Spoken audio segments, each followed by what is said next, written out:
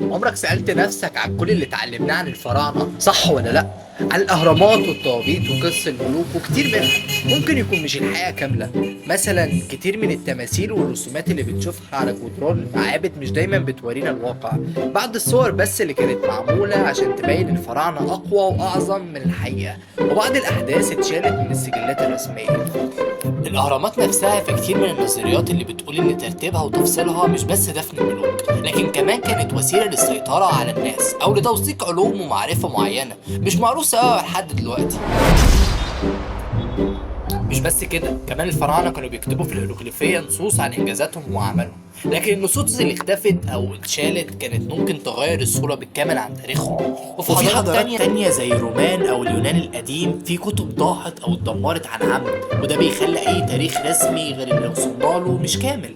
العلماء بيحاولوا يرجعوا الحقيقة من القطع الأثرية اللي فضلت، لكن كل حاجة فيها علامات استفهام كبيرة. يعني في النهاية اللي احنا شايفينه دلوقتي في الكتب والمدارس والمتاحف مش دايما اللي حصل، لأن فعلا التاريخ اللي وصلنا له متشكل من اللي اتكتب واللي اتشال.